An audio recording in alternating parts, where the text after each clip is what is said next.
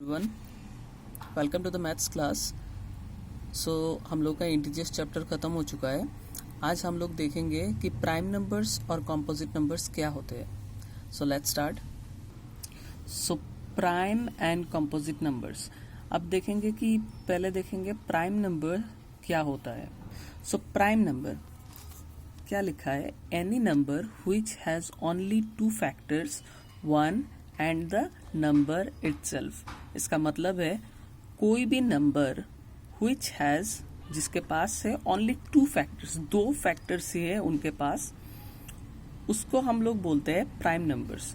कौन कौन सा दो factors? One and the number itself, वो नंबर खुद और वन। तो इसके लिए हम लोग ने एक एग्जाम्पल लिखा है, क्या है? 13 जो नंबर है उसको हम कौन कौन सा नंबर अगर हम मल्टीप्लाई करते हैं तो 13 मिल सकता है। तो आप देखिए 1 और 13 अगर मल्टीप्लाई करते हैं तो आंसर इज 13। 1 13s आर 13, या फिर हम बोल सकते हैं 13 1s आर 13। इसके अलावा अगर मैं दूसरा कोई नंबर देखूं तो दूसरा और कोई नंबर मल्टीप्लाई करने से मेरे को 13 नहीं मिलता है। अभी बात करेंगे फैक्टर्स क्या है। फैक्टर्स समझने की कोशिश करेंगे। फैक्टर क्या होता है? Any number that can completely divide A given number. इसका मतलब है कोई भी नंबर जो क्या कर सकता है? कंप्लीटली डिवाइड कर सकता है, मतलब पूरी तरह से डिवाइड कर सकता है कोई भी एक गिवन नंबर, मतलब जो भी नंबर दिया गया है उसको कंप्लीटली डिवाइड करता है।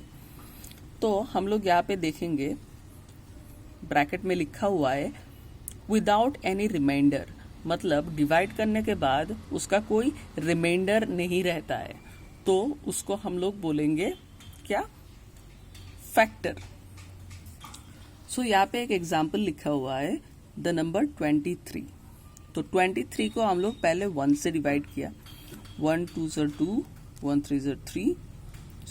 ये कंप्लीटली डिवाइड हुआ है, इसका रिमाइंडर जो है कुछ भी नहीं है, 0।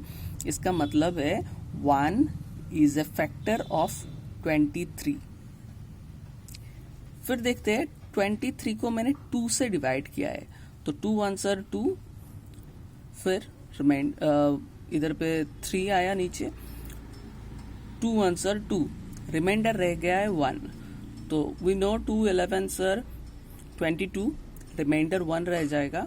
2 ने कंप्लीटली 23 को डिवाइड नहीं कर पाया, इसलिए हम लोग बोल रहे हैं 2 is not a factor of 23। 23 को हम 1 के अलावा और कोई भी नंबर से डिवाइड नहीं कर सकते। तो फैक्टर का मतलब होता है जो नंबर कंप्लीटली एक नंबर को डिवाइड कर देता है उसको हम उस नंबर का फैक्टर बोलते हैं। जैसे कि यहाँ पे हम लोग ने एग्जाम्पल पे देखा था 13 को 1 और 13 का फैक्टर है, क्योंकि 1 के अलावा और दूसरा कोई नंबर नहीं है जो 13 को डिवाइड कर सकता है। ये चीज आप अपने कॉपी में लिख के रखिए, जिससे आपको हेल्प होगा समझने में, और दूसरा टाइम पे आप जब वर्कशीट सॉल्व करेंगे तब आपको ये हेल्प करेगा। Now let's look into composite numbers. अभी कंपोजिट नंबर्स क्या होते हैं? तो composite number, A number which has more than 2 factors is a composite number। इसका मतलब है कोई भी दिया गया नंबर जिसका मोर देन 2 फैक्टर्स है। हम लोग ने पहले ही देखा फैक्टर्स का मतलब क्या है।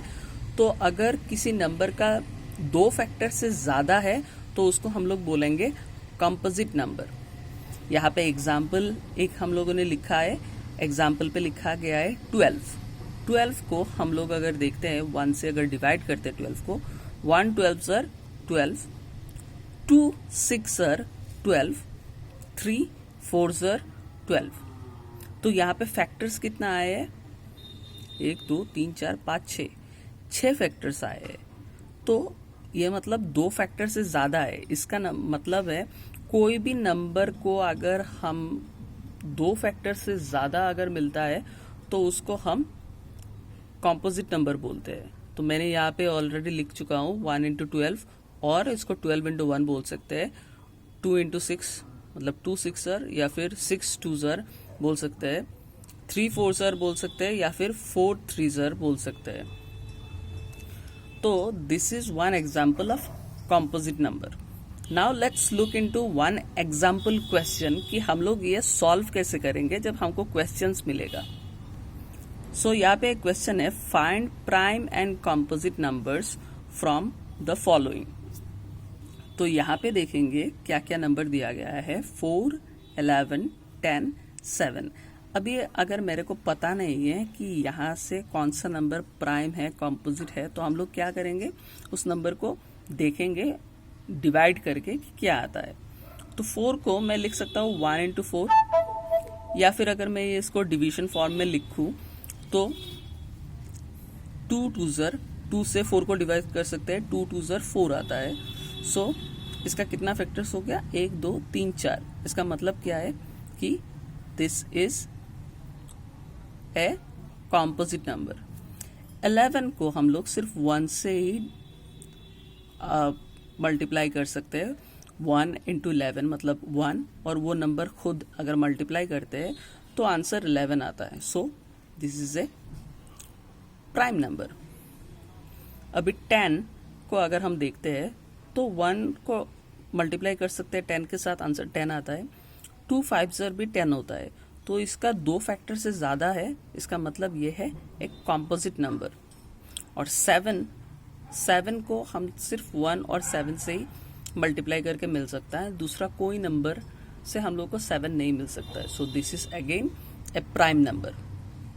सो यहाँ पे लिखा हुआ है 11 and 7 are prime numbers because they have only 2 factors, 1 and itself, 1 और वो नंबर खुद।